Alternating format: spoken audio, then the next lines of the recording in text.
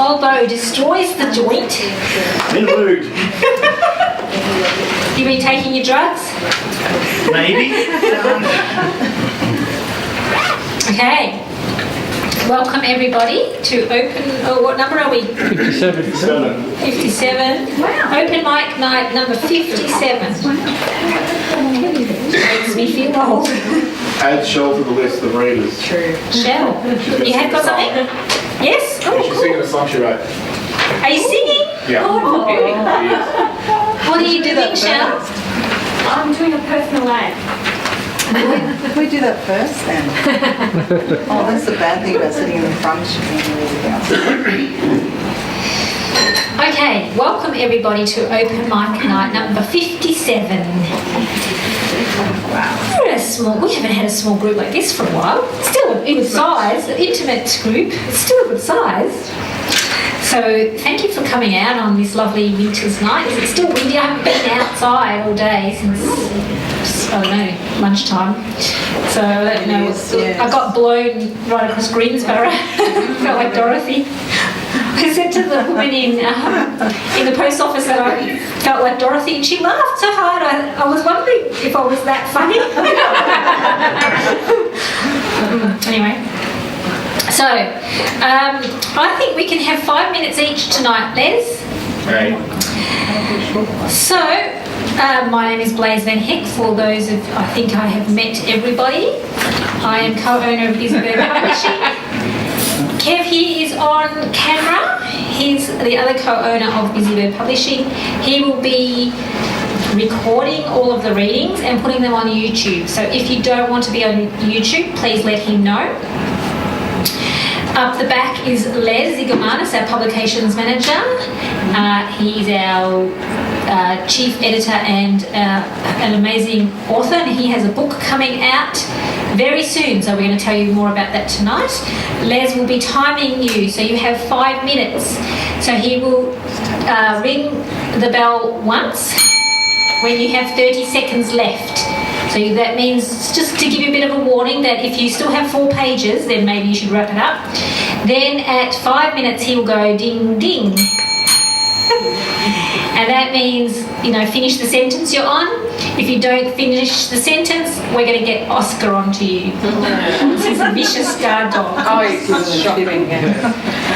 Okay, I am going to start with Richard Trimber. So Richard is going to read some poetry.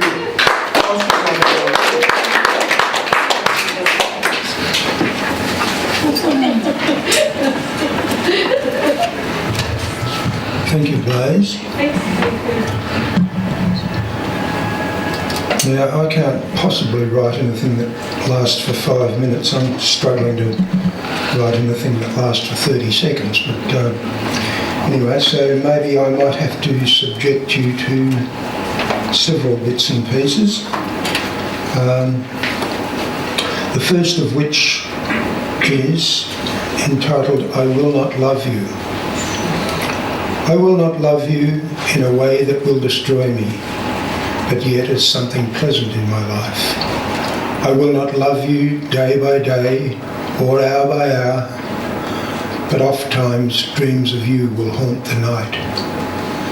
Though walls of stone and gates of iron protect me, 'tis only you shall ever have the key. So be my friend, and I shall not reject you.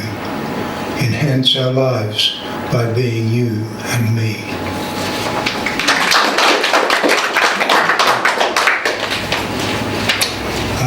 Now, in the middle of the night,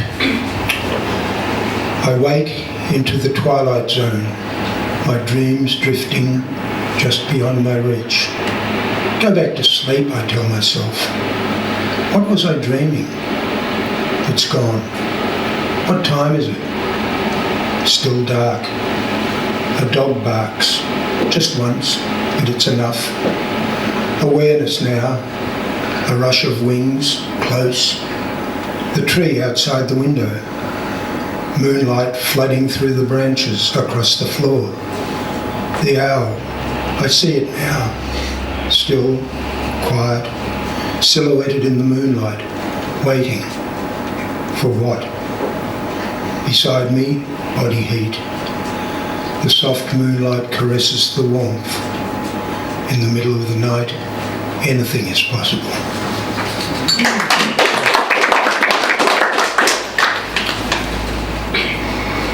The next one is called The Vision. From out the darkened realm you came with light bedazzled eyes, a shooting star that briefly blazed across the midnight skies. Your splendour turned the night to day, the darkness into light, but all too soon your blaze was gone unto the eternal light. And all my mind is unsure now if you were but a dream, and if my eyes alone saw what no other's eyes have seen.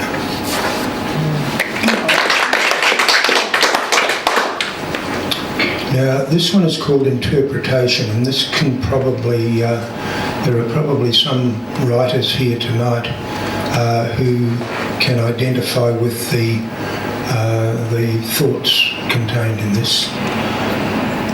The lines you write and what I read are not always the same, for what you mean is yours to know, your thoughts are yours to name. Interpretation plays its part within the wider sphere, and what I read into your lines, your thoughts may not adhere. I only hear the tale you tell as it relates to me. I may not see within your words what you and others see, but my thoughts only add to yours with an alternate view and give the picture that you paint a wider, deeper hue. To not be easily understood is every poet's curse, but viewing through another's eyes enhances yet your verse.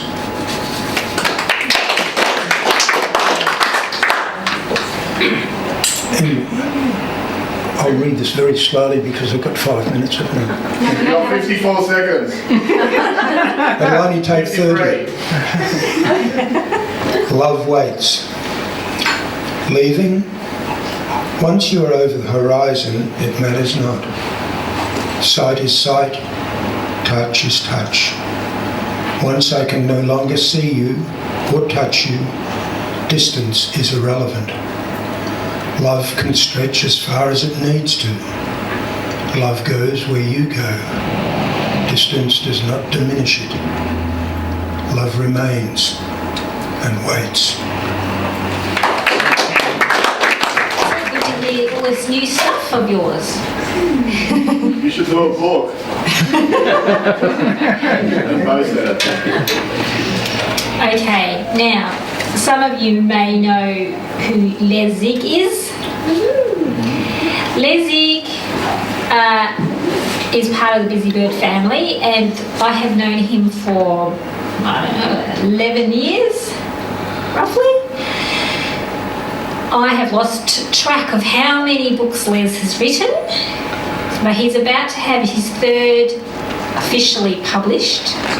And you will have little printouts on your seat, or some of you will.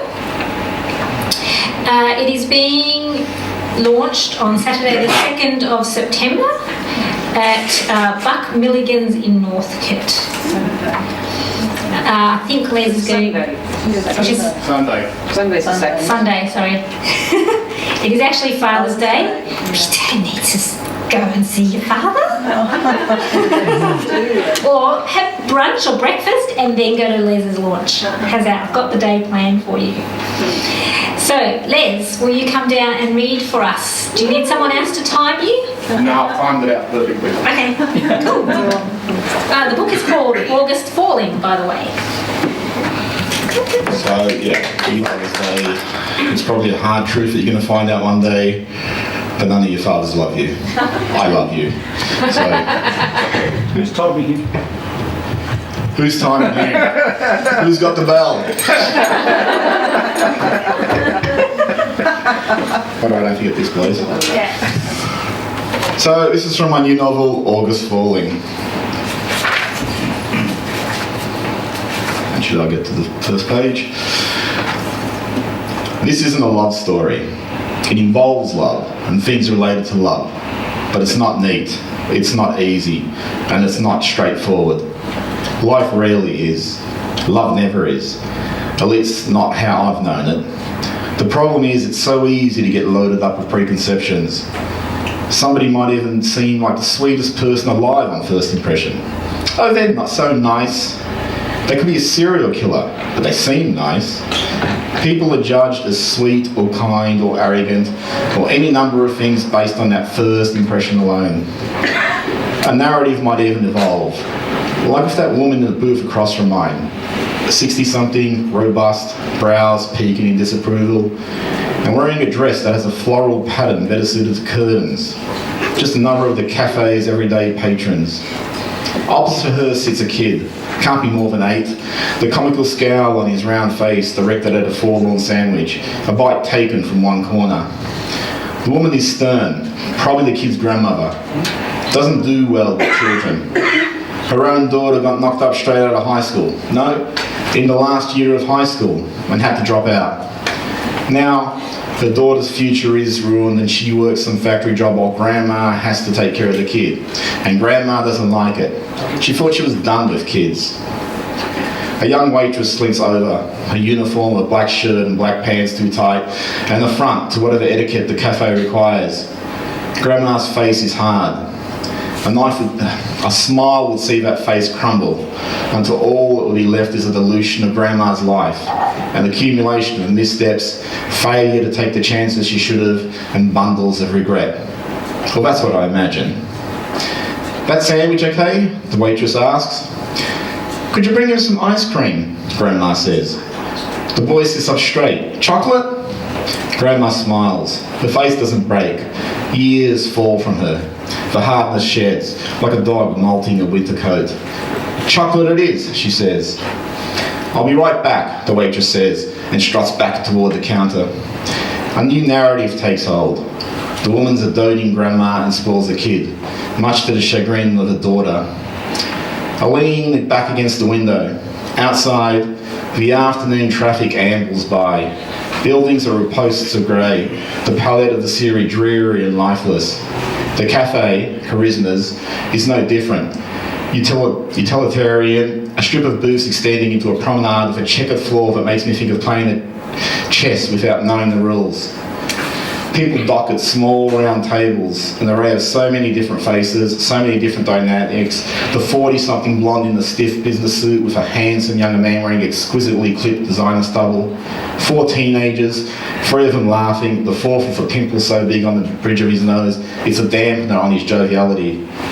A woman with an aquiline nose prattles onto her partner, flab spilling from the waist of his jeans, while his eyes follow the waitress's hips as she swaggers back with the chocolate ice cream for the boy. Sorry. People are everywhere. Dashes of colour as the cafe grows louder, every clatter of cutlery distinct, jabbing at my ears until I become self-aware of the very act of sitting here, over-analysing, and I want to escape from my booth, straight past the counter and shoot out the door. You okay? It's the waitress, the one who served the boy the chocolate ice cream. The face is smooth and unmarked, but a deftly applied makeup fails to camouflage a presence under her eyes. The flint in the tone and the erect, almost offensive way she carries herself lead me to think that she's 20-something, a bit younger than me, but she's probably only 17 or 18. Her gold name tag identifies her as Nicole. Can I get you something? She asks. Could I get I tilt my coffee cup, mostly empty. I shouldn't have another. I shouldn't have had this one. It's bloated my stomach. I pull the cuff of my right sleeve down over my wrist. Could you give me a tea? A tea? White. Sugar? No, actually, do you have chamomile? Yep. Okay, chamomile, no milk, no sugar. Nicole drums her notepad with a pen. You don't drink chamomile with milk or sugar. Just making sure. One chamomile coming up. She steps away from my table, and that's when I see her. And that's where I'll leave it. Sorry, it's right in my eyes. Thanks, Liz. So, Sunday, the 2nd of September, at 2 p.m. So you've got the little flyer there. Oh, Diane, Sailor, I should say, has a children's story called Nature's Will. Come here.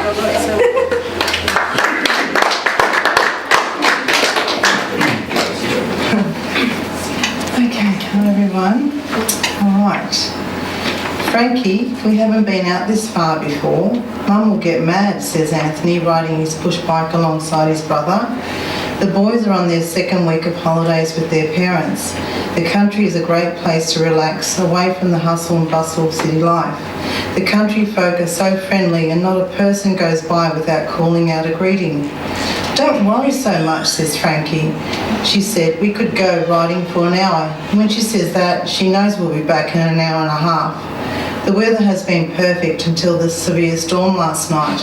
The countryside is covered in debris, a shed roof here, a fallen tree there. Hey, look, Anthony, a sign on the road, shouts Frankie. It says, come on in, time to eat. I wonder if it belongs to the house over there. Let's go and find out. Oh, don't know. We'll get into trouble, says Anthony in apprehension. He is the younger of the two, only 10 years old, but is naturally cautious. He takes his bike helmet off, running his fingers through his wavy brown hair that is plastered to his sweaty head. Gulping water from his drink bottle, he then quickly catches up with his brother. Frankie is 12, with dark straight hair, and enjoys the sense of adventure, often dragging his brother along whether he likes it or not. Outside the house is a shambles. Tables and chairs are upturned. Washing on the line is a tangled mess. Broken plants and pots are dotted along the gravel path leading up to the house. The two boys, leaving their bikes on the path, walk up the steps onto the veranda and knock on the door. They can hear someone crying on the other side of the door. A young girl opens the door, no older than Anthony, her eyes are red and swollen. Frankie hesitated, then remembering his manners, sorry to disturb you, but we found this sign on the road and thought it was yours. Oh, thank you, the girl burst into a fresh bout of tears. Oh, please, can you help me, says the girl through her sobs. My mother needs help. I don't know what to do. Frankie and Anthony follow the girl into the house, looking around with interest. Mum is going to kill us, whispers Anthony to Frankie. My name is Stephanie. My mother, Meg, is in pain. It is a baby, you see. It is too soon. The baby's not due until the end of next month. Frankie and Anthony introduce themselves, and then Anthony says, can't you ring for help? We don't have power and the phone is out because of the storm, answers Stephanie. Meg calls out in pain, Stephanie, come quickly. The three children run up the stairs. Mum, what can I do? Wiping her mother's brow with a cool face cloth. Meg points to the boys and Stephanie explains what had happened. Would one of you boys ride into town to get help? Asks Meg in between contractions. I will, says Anthony, running down the stairs. I'll go as fast as I can. Next moment, Anthony was back upstairs. Frankie, my bike has a flat and I can't ride your bike, he says, puffing from his efforts. Frankie heads down the stairs with Anthony and Stephanie on his tail. Frankie tells Anthony to stay with Meg and Stephanie while he goes for help. Anthony doesn't like the idea of being left behind with Stephanie and her mother. You can't leave me alone now. Mum's contractions are getting worse, sobs the girl. Frankie thinks for a moment, then orders Anthony to go for help on foot as fast as possible, which Frankie calculates to be at least an hour, being 5 kilometres into town. After seeing Anthony off, Frankie and Stephanie go back upstairs to Meg. It'll be all right, Mum. Help will be here soon. Meg, panting and sweating, says, Stephanie, Frankie, go downstairs, gather all the towels you can find, fetch me good scissors, boil some water and carefully bring it up. Oh, ouch, can you please help me get ready? Off you go. The children follow Meg's instructions and are now by her side. Meg knows the baby is not going to wait any longer. Short, quick puffs are getting difficult to control and she feels the urge to bear down. Well, children, says Meg, half smiling reassuringly, you are going to deliver this baby. It's not going to wait. Frankie and Stephanie look at each other anxiously. Meg sees their expression and says, "Nothing to it. The baby does most of the work. Just make sure the cord is not around its neck. Here goes." Her face distorting and beading with sweat. "Oh boy, I hope someone gets here quick," says Frankie, starting to sweat too. "I can see its head," says Stephanie excitedly. "Good," pants Meg. "The baby is positioned right. Gently support the head, and when it's through, check the cord." The baby's head is through, then the shoulders and the rest comes quickly. The children stare at the baby in astonishment. "Mum, it's a boy," says Stephanie, handing the baby to Meg. Meg, catching her breath, looks at the baby in concern. "He's not breathing," Stephanie sobs. "What do you mean, Mum? What do we do?" Frankie helps Meg sit up. Meg checks the baby's airway, then seeing that it was clear of any obstruction, turns the baby over and slaps its back. They wait for what seems an eternity, then the anticipated sound. The babies cry. The children cry out in joy. "We did it! We did it!" Stephanie helps Meg wrap the baby in the towels they prepared earlier. Just then, help arrives. Nearly done. Meg and her new infant son are put in the ambulance, but not before she thanks her little heroes. "Stephanie, what if we call him Frank Anthony in honour of our heroes?" "Good idea," says Stephanie, laughing, pretty proud that she has a little brother that she helped bring into the world. "Oh, wow," says the boy, is impressed with the news. Shall we tell Mum?" questions Anthony in a worried voice, and everyone laughs. Okay.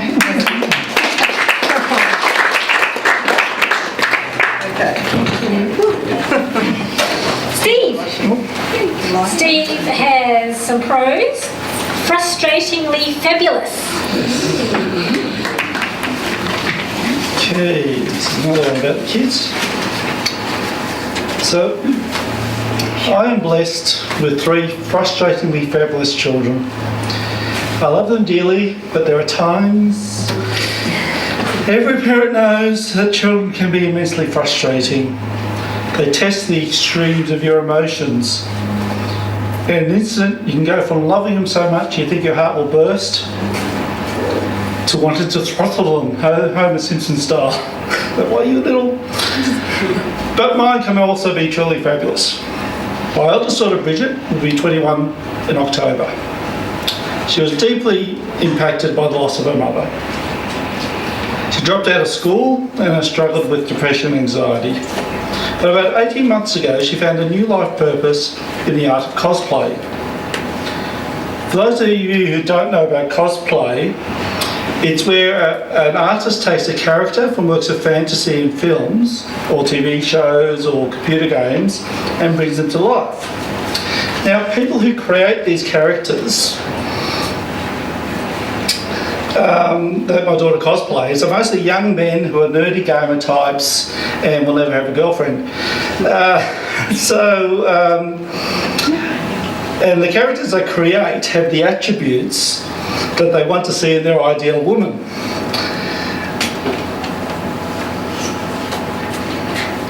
Fortunately, my daughter has the talent and attributes to bring these characters to life. That's her version there. So essentially, she's a charity worker. My second child, Bernadette, has taken a different approach to coping with tragedy and loss. She's just ploughed along and with her education and her activities. She just turned 18 and is developing into a talented actor. She wants to make a career out of it, and I'm immensely proud of her recent performance in St. Melita's Secondary's production of Brecht's The Chalk Circle, where she killed in the roles of Nutella and Amico. And that's her as Nutella. Wow. In the show. It was a fantastic show, actually. They always do a great show. But a friend of mine recently visited, and knowing that she was in the last year of school, asked her, well, what was she going to do? So she responded that she was going into acting. So he immediately followed up with, so okay, what's your backup plan? So she shot back, there is no backup plan. And I sort of get that. I said, if you want to follow, if you want to be something like an actor, you've got to fully commit to your dreams. Otherwise, you can end up with a 50 blue engineer trying to make a go of being an author and an entertainer. So lastly, it's my youngest, Sebastian. Now, unfortunately, Sebastian is a nerdy gamer type. He'll probably never have a girlfriend. But I shouldn't say that because he is devilishly attractive. He's also a talented writer.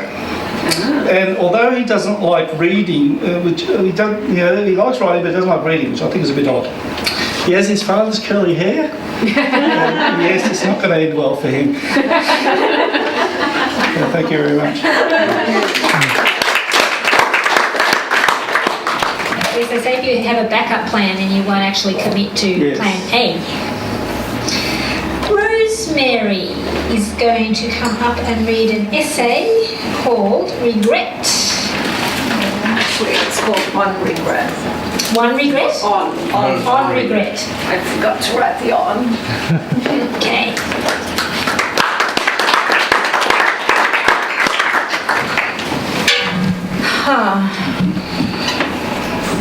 I recently watched a BBC video which very accurately described grief. It explained that the old adage, time heals all wounds, was not really true. Grief does not diminish with time. Its edges may soften perhaps, but it stays inside of us, and what happens is life instead makes room for it, grows around it. And at certain times under special anniversaries, it reminds us anew of our loss. So no, you don't move on, you don't get over it, you just learn to live with it being a part of your life. Now that came as a relief to me, as from time to time I have been overcome with heart-wrenching grief over past losses at the oddest moments. Sorry, I got a bit of throat. An 80-something man walking down the street would look nothing like my dad, but there was something about him, something that just triggers in my memory a strong vision of my dad, which instantly makes me blinded with tears. Or out of the blue, in the ever-present thought cloud that hangs over my head, an image would pop up of the happily ever after I had longed for in my marriage, and instantly, wham slam, uncontrollable tears, thick salty ones, pour down into the hollow of my neck. Seeing the BBC video gave me hope. My regurgitation of grief did not mean I was one big black depression storm cloud of depression after all. And while recollecting on that, I realized that not only is grief being constantly spewed up in my life, but so is regret. I seem to live my life in retrospect. As I say, looking back, if only, sigh. Like Frank Sinatra sang, regrets, I've had a few, but then again, too friggin' many to mention. But I will now. I wish I hadn't said that, hadn't done that, had tried harder, had walked away sooner, had been more assertive, had been less arrogant, had been a better daughter, been a better wife, been a better mother. I think the better mother regret is my biggest. In the years of trying and failing spectacularly at being a better wife, my better mother self sadly got overlooked. So, here's a poem I wrote about it. I wish I had held you that little bit longer. I wish I had sat by your side and read you that story way, way past your bedtime. I wish. I wish I had played with you long after sundown. I wish I had let you eat cake. I wish I had buried myself in your Lego and cycled with you till real late. I wish. I wish I had chilled over your room being so messy. I wish I had let you just be. I wish I hadn't been such a perfectionist. Oh, what was the matter with me? I wish I'd let you get dirty and muddy. I wish I'd let you skip school that cold morning and cuddled you tight in your bed and let you watch Barney again and again with I love you hurting my head, that confounded song. I wish I had let you climb up all those tall trees and scrambled up sharp pointy rocks and tear through those sand dunes all sweaty and dusty, then try to restrain you and train you and form you and restrict you and trick you and threaten you, berate you, hurt you, usurp you to be nice and obedient and always so good when you totally were. I wish. But now when I look at what you've become and the person you are as a whole, And my heart swells and swells, for I know so damn well you're okay, and all is well with my soul.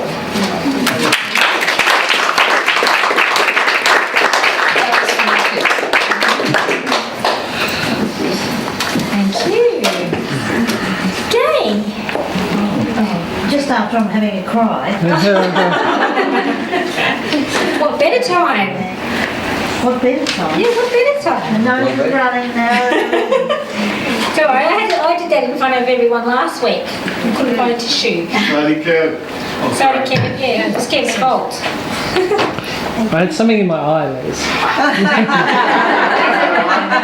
Yeah, well, you know, you used it. Did anyone leave a comb last week? At the book launch? No. Combing the audience for the moment. So was mine, that was a lie.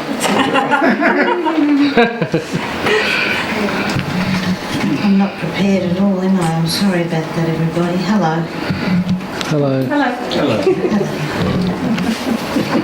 I just thought I'd do a couple of poems tonight. But I've been involved with the council and they're doing a thing on ageing, so I've got caught up in the ageing problem, so I'll do a couple of poems about ageing. This is called The Blue Suede Shoe. Wasn't it nice when your eyes were on your face? When you didn't have to look for them all over the place? No one warned me about the changes to my person, and as I raced through the years, I was absolutely certain that like a good wine, I'd get better with time. So this is a guide for those of you whose age is like mine. Now, what did I come into this room to do? And why am I holding a blue suede shoe? But I digress. The first thing to mention is your hair. It disappears from your eyebrows, your head and everywhere. But what alarms you is when you discover it again, grown with gay abandon all over your chin. You find with surprise a moustache on your lip, hair removal cream and tweezers give it the slip. This shoe must be a clue as to what I was to do. But let me return to what I was telling you. It appears to me that I'm showing some wear, and the wrinkles are there along with less hair, and my figure has blossomed into something much bigger, and there has been some sagging to my hourglass figure. The womanly curves are now mountainous hills. But wait, let me tell you about all my pills. I've got pink pills for the stomach, white pills for the pain, little round pills to stop something from happening again, and I'm really not sure what the little green ones are for, and I've dropped the big white ones all over the floor. It takes up some time sorting out medications, but if one is not taken, it may cause complications. Well, tonight I'm going out to the pub for a meal with Sophie, Julie, Mary Ann and Lucille. It'll be really nice if we all remember to come. I'll wear my blue suit and my hair in a bun. But wait, I remember what I'm supposed to do. I have to find the other blue shoe. So I'll say goodbye and I'll go search and see, and if I can find the other shoe, I may go out to tea. Now, where did I put my glasses?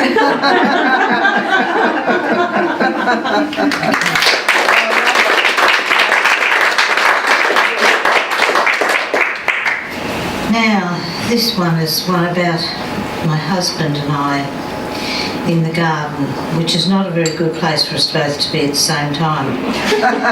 This is called the ladder seesaw. We'd been netting over the fruit trees and were packing up for the day when my man said, "Sweet, please listen to what I say. I'm putting the ladder over the fence.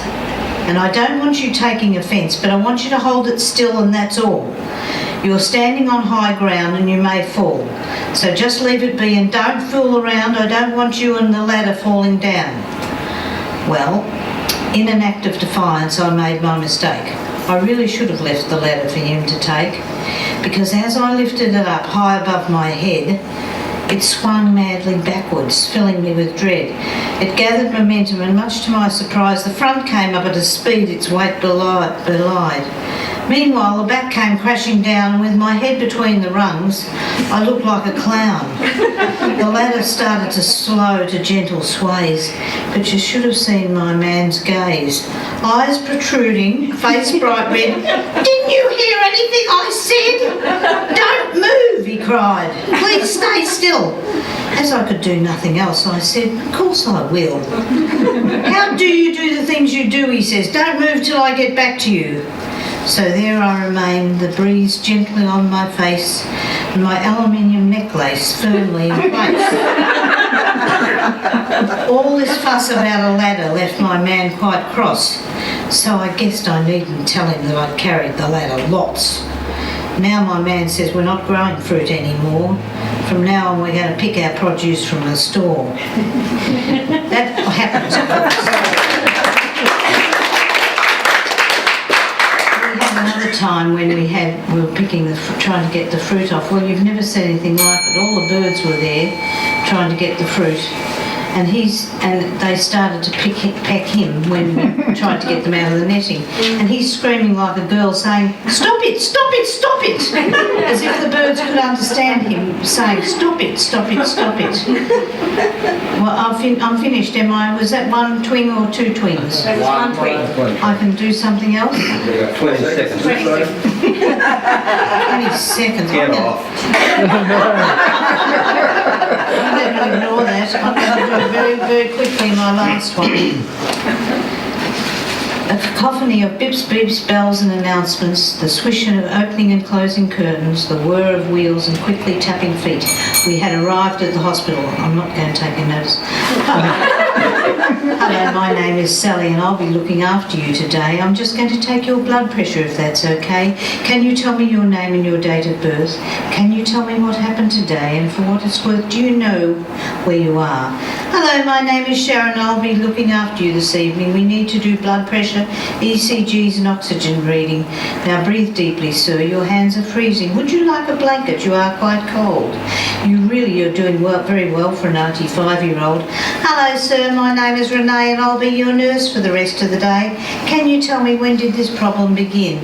Now breathe in and a big breath in. I'm just going to look at your abdomen. Does it hurt when I press here right in?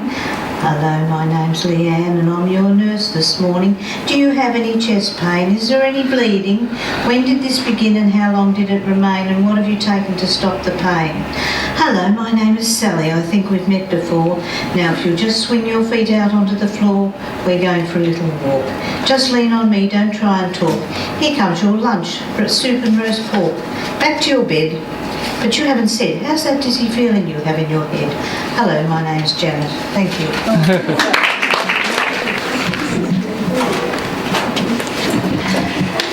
Robin. Robin's next.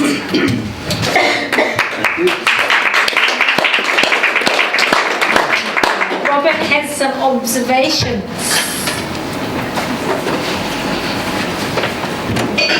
Thanks, Blaise. This is only short, so I hope you don't mind. I'm going to read it 4 times.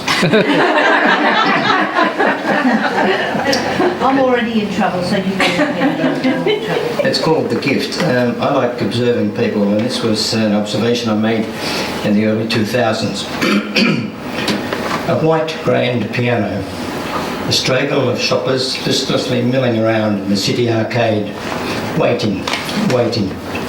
What's it about? Standing to one side, I noticed her skirting the group. Long, lank, hair cascading down her back. The light cotton dress cinched at her slender waist. Her figure somewhat dishevelled, but elegant in the way she crossed the floor. The bag lady approached the piano. Dropping the bag and drawing up the stool, it began. The most lilting, beautiful music drifted throughout the stark arcade. The audience hushed, spellbound, unbelieving. Then, without a word, she was gone. Her music had lifted the hearts of many that day.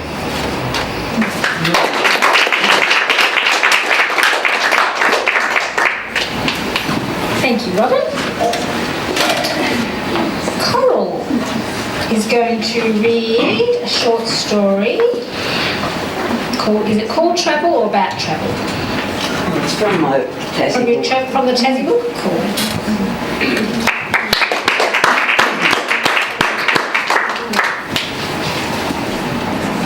This is a little piece from my book, The Edge of the World, about my road trips around Tassie by myself. I found myself in a caravan park by myself at Arthur River on the northwest coast, which is quite a wild place. It starts drizzling around 4, but I'm not worried about it. It'll take more than a shower to stop me. My next 2 days are going to be spent in the forest. Drizzle turns to rain and rain to deluge. I wonder how stable the cabin is. Have a picture of it floating, me inside clinging precariously to the bed, down the hill to the mouth of the river and out to sea, next stop Cape Horn. I wonder how long it takes to get there. My plans for spending tomorrow in the forest are fading fast. The television's not coping with the weather, and so I make myself some toast, have a quick shower and adjourn to bed to wait it out. The storm that wakes me could also wake the dead. The sky lights up again and again, lightning bolts advancing nearer and nearer to where I'm lying. Thunder rolls, thumps and pounds. Mother Earth is flaunting her power. It's an eerie experience being alone in a cabin during a storm. It's deafeningly noisy and quiet at the same time. I need the toilet, but that's not going to happen. No way am I going to be hit by lightning while on the toilet. A girl has her pride. I hate storms at home, but strangely I'm not a bit afraid. It's like being in a cocoon, protected and safe while the world rages around me. I start wondering if I should be afraid. Maybe I am in danger and don't realise it. What if I was hit by lightning and no one knew? There is a tree between me and the next cabin. Don't trees attract lightning? An explosion, together with an almighty flash, as if from some huge camera, is followed by the shuddering of the earth, then another, so close I think it's hit the window, though I suppose if it had I wouldn't still be sitting here. And that's it, the grand finale. The onslaught eases away to a steady downpour and Mother Nature goes to sleep. The lamp above the bed is dead. I crawl off the mattress and try the light switch. The electricity is gone. I find when I open the curtains that it's 7:30 in daylight. Without electricity, I have no heating, cooking, radio or television. I pour myself a bowl of cereal while waiting for the rain to ease, then don my runners, pluck my umbrella from the car and plough out into the river that is the park roadway and across to the kiosk to ring the caretaker. There's no answer. An hour later I try again. Nothing. That's when I notice the van parked next to the kiosk yesterday is gone. I would be quite happy to stay in this beautiful spot by myself, but without electricity the room is cold and getting colder, the rain is still heavy and showing no sign of abating, and I realise I'll have to give in and leave. I pack my gear back in the car, leave a note with $70 for the night, and head back in the direction I came from. I'm halfway to Burnie before I realise that all I probably had to do was turn the fuse back on in the meter box, located conveniently next to the fridge.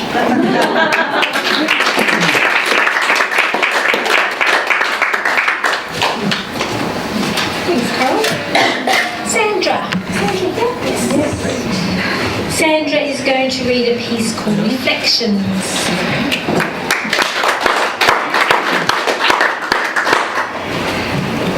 This is something I wrote when I was 16 years old. It's a poem, and it's I'm reflecting on when I was 16. So it's called In the Darkness of Her Thoughts. Sitting on a rock up high, the wind blowing cold, she pulls her sleeves over her hands. They are iced. The waves crash against her rock. She just holds her head up high, staring into space, waiting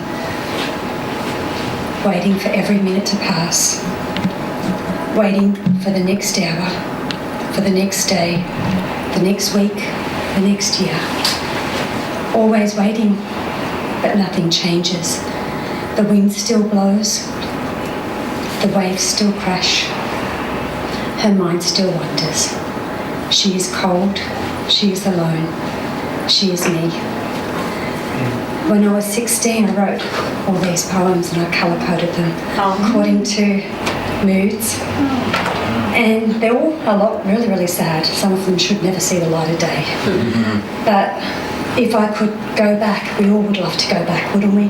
Talk to our 16-year-old self, so much wisdom we could impart. If I could go back and visit myself then, which I can't, so I'd pass it forward to my students, my child, my nieces, my nephew. I'd take her to chapter 5, that girl in that poem. It's called Exploring Compassion. And what we don't really know about compassion is compassion actually expands our perspective. And we don't really get taught that. We think it's about being mushy or something, but when you are compassionate, it expands the way you see life. So the chapter is called Compassion, Expanding Compassion and Perspectives, and there's a task in, that's my book, there's a task in each of the chapters, and there's one called Expanding Our Perspectives, and it's based on, or it's inspired by Rick Hansen 5-to-1 ratio. So every one negative experience that we have in our lives, you need 5 to counteract it. So we usually go 1-to-1. But our brain, the way that it's wired, scientifically, they've done lots of studies, for every bad experience you need 5 good ones. So in this chapter, I was having a really bad day, trying to get to work, and I've put an example here. I'm driving to work. When I'm driving to work, I often feel uncomfortable. This morning I drove to work and I came to my first red light. It's like, oh, this is going to be really rough. And I was wishing the light would go green, a little bit like the girl, always waiting for the outside world to come to me. And what you do is notice 5 positive things that are happening. So I stopped at the stoplight and I took some deep breaths. I'm alive. Step 1, that's pretty good. Listening to the sounds around me, there's other cars, I'm not the only person on the road. I noticed the sky and there was a beautiful tinge of pink in the background. And I smiled at my daughter in the back seat through the rear vision mirror. She was looking at a book, pretending to read. And then I felt a moment of peace and stillness before I started moving with the traffic. And so this book there's been a lot of turmoil in my life, and I'm in my second marriage.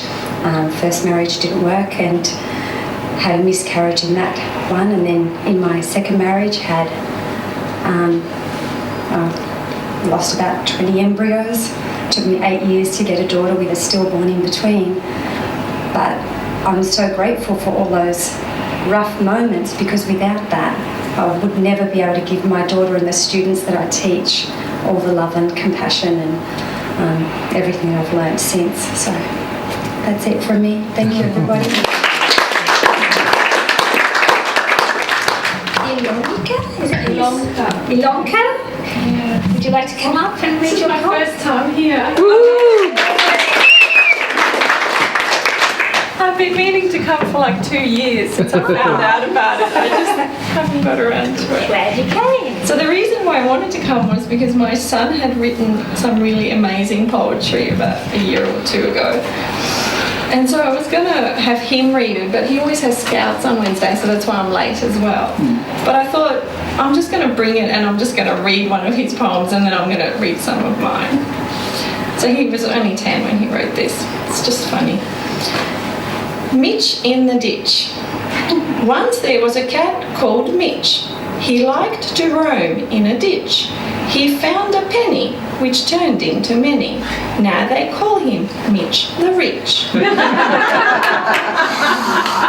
It's just hilarious. Love.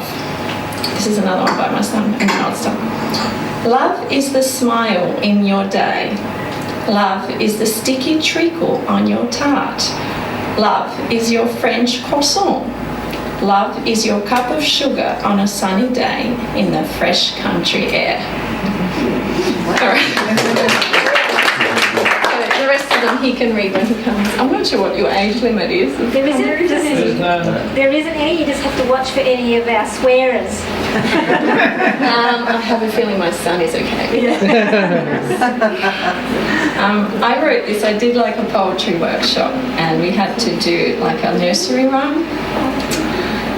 Pretty one, will you be free in this big cold wide world? Will you need me? Pretty one, what will you do? Will you live in this world happy or blue? Oh, okay. Now, I have come from a place called Yugoslavia when I was 15, and I didn't speak English, so I learned English then. So this is kind of like an autobiography of a poem. Right. Shutting my suitcase. Shutting my suitcase, I realise I'm torn. A childhood packed inside it, innocent love, my comfort zone. The smell of sausages, homemade, cooked in lard and oil.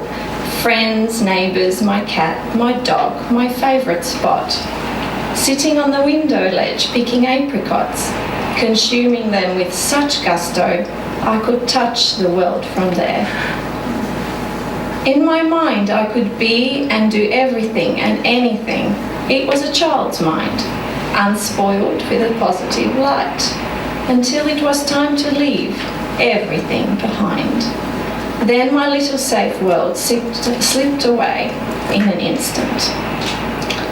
Then I've got a little thing, so 15 years later, but now I've been here like 30 years, so I wrote this like 15 years ago. As a married woman, no children, but now I've got 2, I was returning to a place I once called home, feeling nervous, scared of the unknown of what was I to find. Will there be demolished buildings, broken people, war-torn hearts? Are my friends, neighbours going to remember this little child? Sitting on the window ledge once more, I reminisce. Then I ask myself, what are you doing with your life? Is it happiness that you find? Such joy. Shutting my suitcase, I've just been born. Anyway, that was it.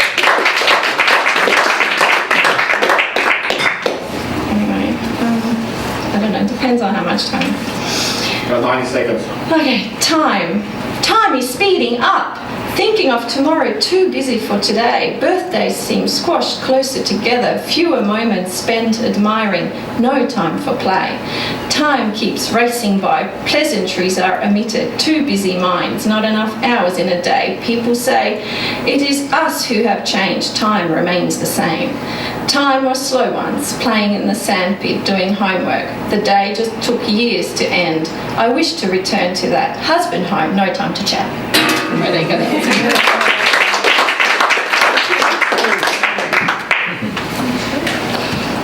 Well done, I'm glad you finally made it. Joanne. Joanne has 2 short poems to read tonight. First one. I whispered to the moon last night.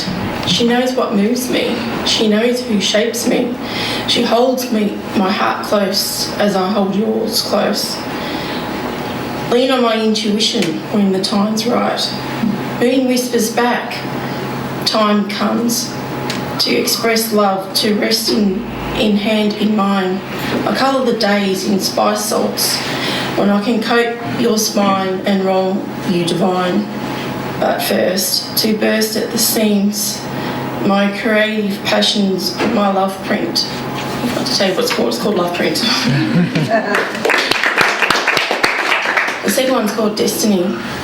Cast a shadow over lands past. Death and drowning, speeches come to shore. Destiny's invisible. The constant change of fear and fight she tells. Herein manifests her tongue. Learn and grow with the souls of jewels and gold. Bring the mystical light closer when the problem fights against the tide. Persistent shakes of her dire straits. Fears thrive on its echo hue. Go forth over broken hearts. Tears and darkness constantly beckoning. An echo of hope becomes visible. Writing on palms shows me. White destiny beckons your thinking.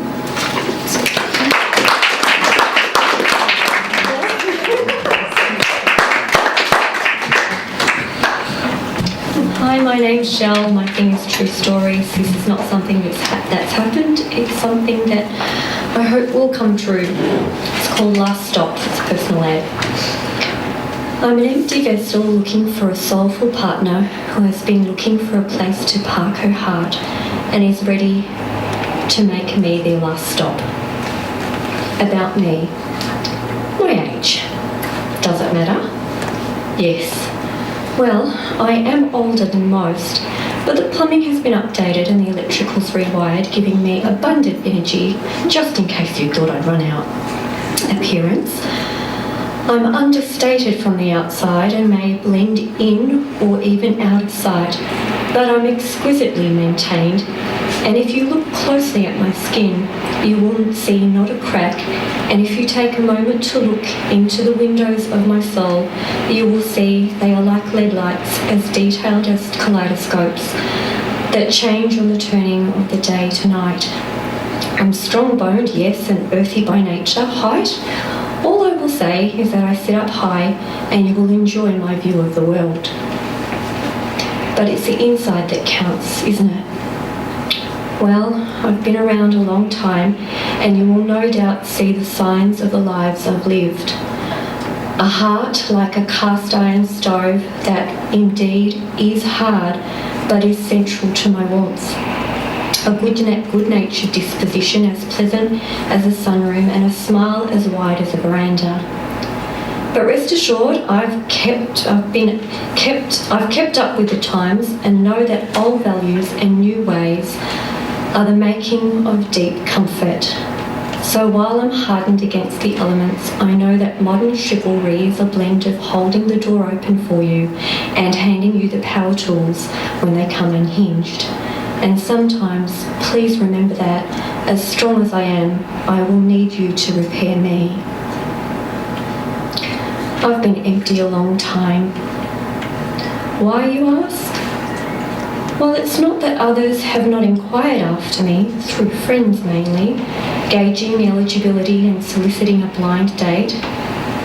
But I knew by how my insides rattled when they knocked on the door, or after thinking we were a good match, seeing how their furniture cramped the rooms, or how, after waiting for boxes to be unpacked but remained unopened for years, that we were not meant for each other.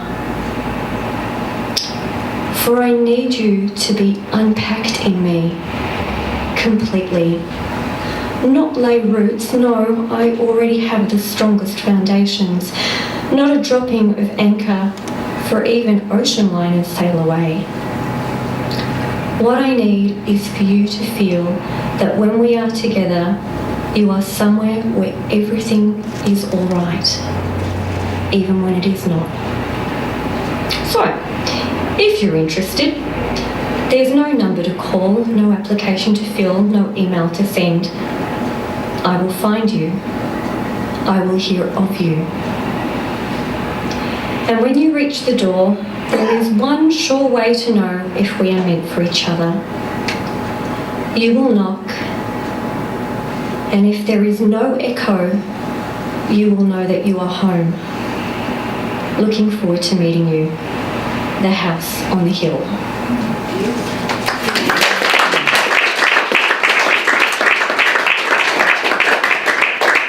Thanks, Kjell. Paul. Paul has some poetry as well. Yeah.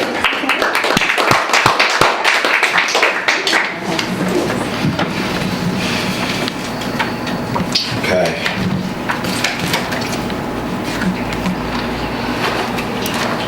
I haven't really figured out what I'm going to read. I'm going to figure it out as I go.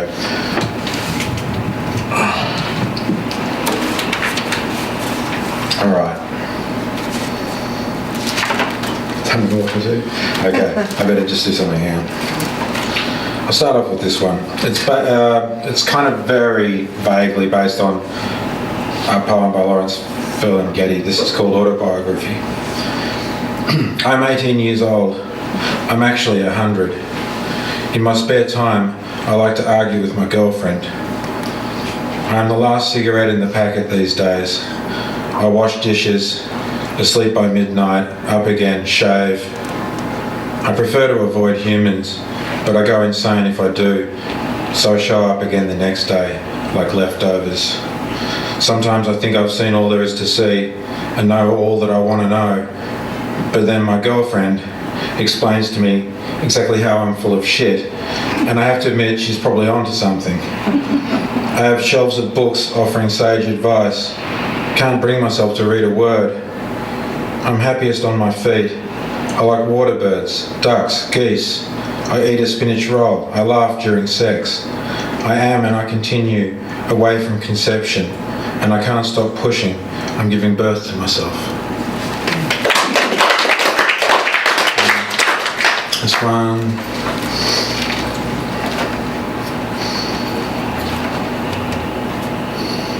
It's called Retreat.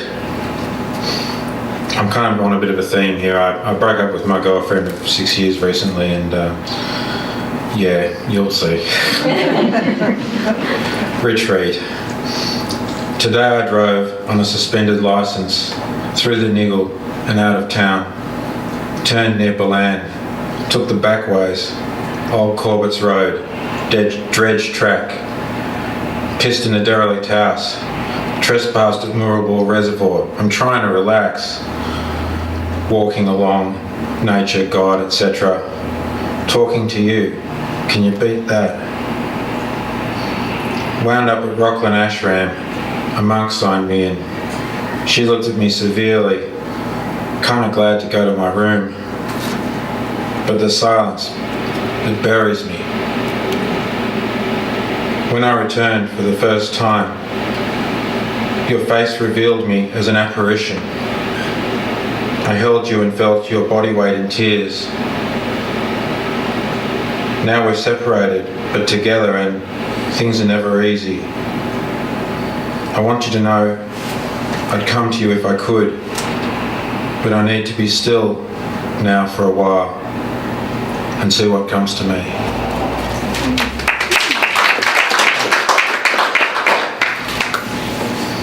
Morning poem.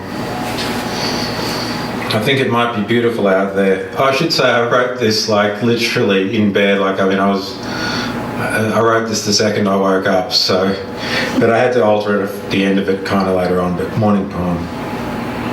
I think it might be beautiful out there. I can see the light through the edge of the blinds. She had to go, but I wanted cuddles. Job network appointment. Her hair wet and cold against my face. On the shelf, last night's massage lotion in a kind of plastic genie bottle.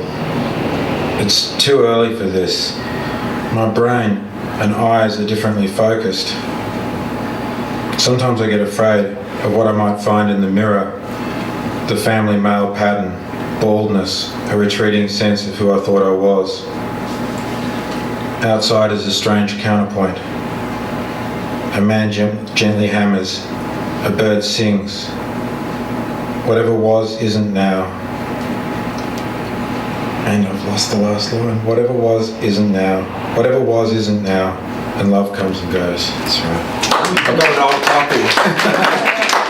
I've got to throw that out. No, that copy. It's the old copy. How long have I got? 40 seconds. 40 seconds. Quick. Alright. I can't leave you with all that stuff. Hang on. Alright, I'll do a funny one. This was about a rather dark night out with my parents at Pan Hill Pub. It's called Trivia Night. Pan Hill Pub. Wooden floors, walls, tables. A sickening glaze. Nothing for vegos except roast without the meat. Roast parsnip, roast potatoes, and a side of chips. A plate full of white people eating, white trivia, hard to digest. They've come here to win. They're in the wrong place.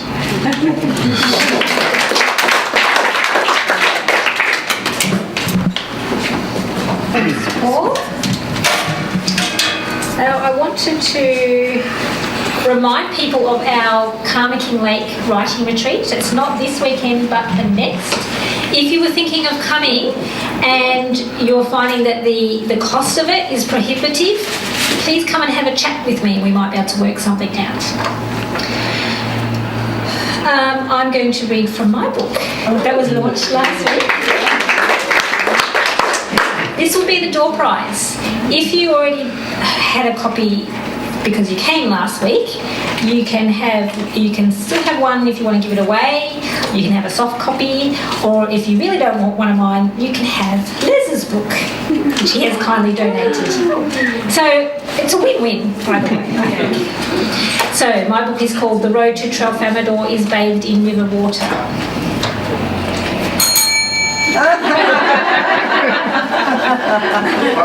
Since I am the queen, I can read for hours if I want. This is the opening chapter, which is called The Road. Will you come on a road trip with me? It's just up the Princess Highway, about 8 hours from Melbourne. The scenery hasn't changed much over the past 45 years, and we still sing out the same joke every time we pass Genoa at the border. Genoa? Nah, never met her. Every single time. We used to pick up hitchhikers, even though it was illegal, along the highway and eat hot chips drowned in vinegar in Lake's entrance, the halfway mark. The car would be bursting with people, animals, bedding and food.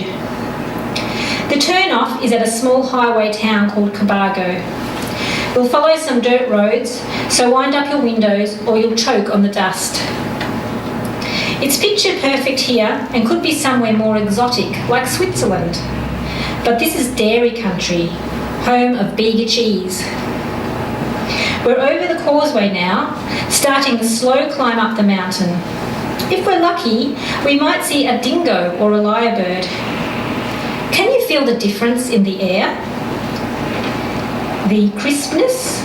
The smell of eucalyptus? Take no notice of me if I smile like a crazy woman. It's the everlasting daisies scattered along the roadside.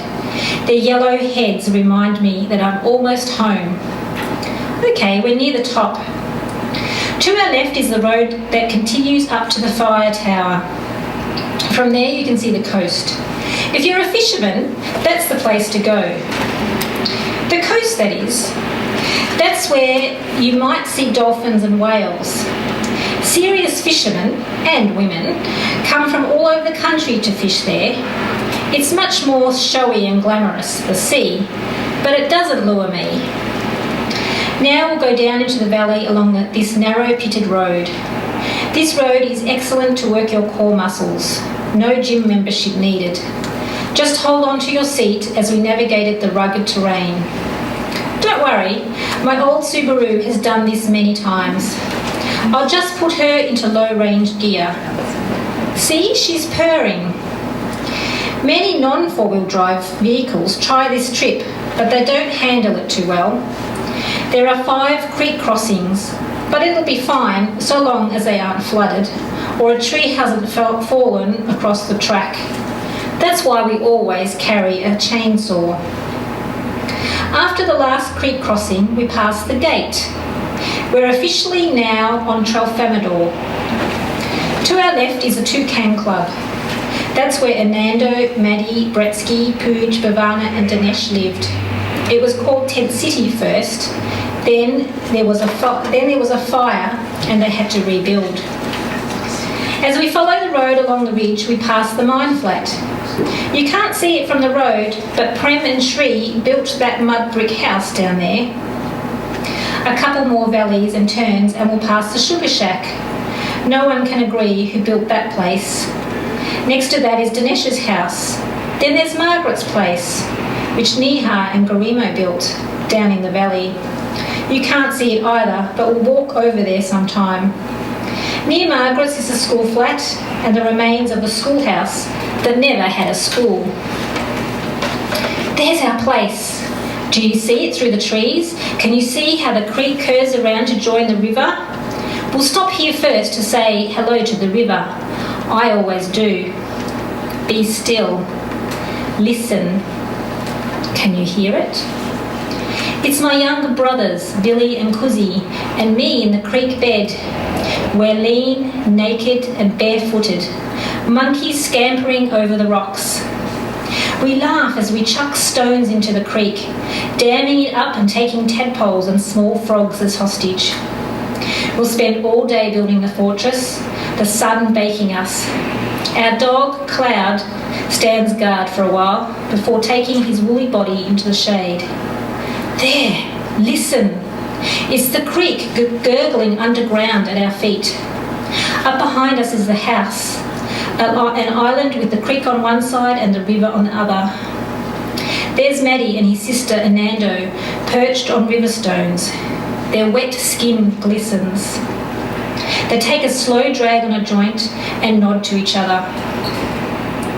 If you sit here for a while, you'll hear the clatter of children bombing into the clear water or spinning on an old tyre tube towards the rapids. There's laughter and banter as we champion each other in daring escapades. There might be someone strumming a guitar, singing a folk song or two, the universal language of music wafting through the trees. We can follow these melodies into my dreams. When I close my eyes, when I meditate, I always come to this spot. It flows through my veins. I'll come here when I die. I've left instructions with my sons to scatter my ashes into the water at this spot. Without the river, I am nothing. This is where I come to be myself. This is the way. This is the road to Tralfamadore. The road to Tralfamadore is bathed in river water.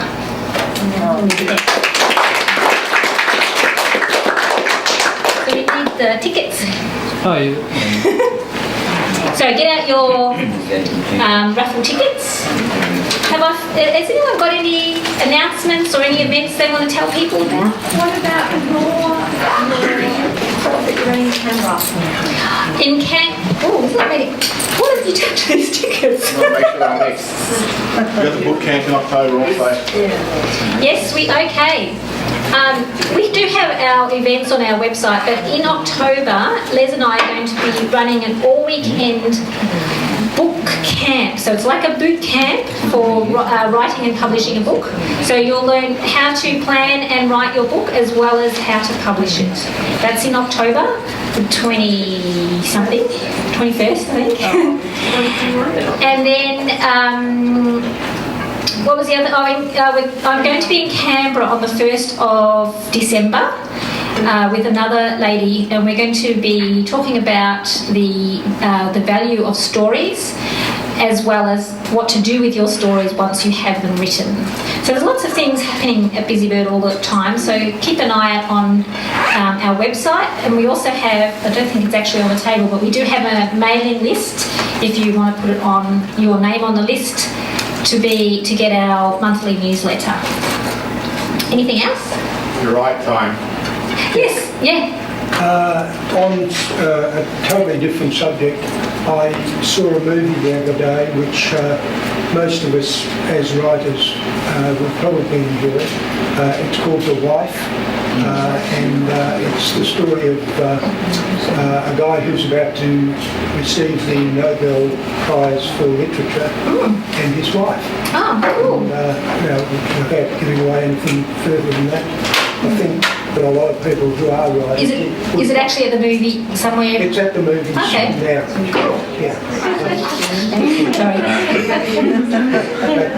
Anyway, it's not the greatest movie in the world, but it's... Interesting stories. Cool. Thank you. Someone else said something before that? Book Lovers Festival. Book Lovers Festival at Yarra Plenty Regional Library, which is in this area, is... I don't know when it is, Les, though. Is it this month? There are programs there anyway. Also, every Monday here we have a 2-hour session where you can come and sit and write around the table. It's $5 to cover tea and coffee, and the idea is that you actually come and just absorb the energy in the room because everyone's going to be writing, and we have been getting about 10 to 12 people every week, so that's from 1 till 3 every Monday. And I don't want to put anyone on the spot, but Clarissa probably should say something about our title. Yeah, Nicola agrees, so let's do it. So... Michelle said yes. Stand up. Oh, really? Okay, hi everyone, I'm Clarissa. Let's make me do this. So, Clarissa's one of our interns. Yeah, I'm an intern here at Busybird, and one of the projects I've been given is to help create and bring into existence the next issue of Untitled, which is issue 8. So I've been doing a lot of work, putting a lot of things together to try and market or just promote and let everybody know about this the short stories that we're looking for. So we're looking for short stories between 300 and 8,000 words. Unpublished, so you don't have to, you can have a short story published, but the short story you submit must be unpublished. Busybird TV. 1st of October. Don't forget too, we have our Busybird TV show called The Nest, which usually goes live, well it's not live, but it usually is posted around 5 p.m. on a Tuesday. So we've had 6 episodes so far, so that's a bit of fun. If you want, if you have anything that you think would be good on the TV show, let us know. Maybe some stand-up comedy or whatever. It's all about stories. Okay, I have a number here. Orange, A27. Oh, that's me. There you go.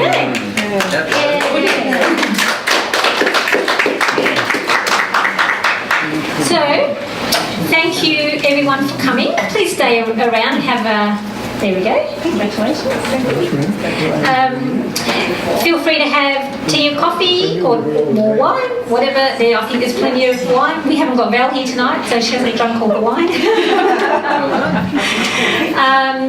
was something else I was going to say, but I forgot. Doesn't matter. Thanks, everyone. See you next time.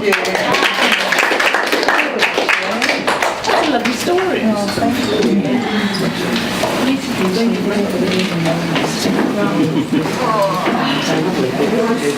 you.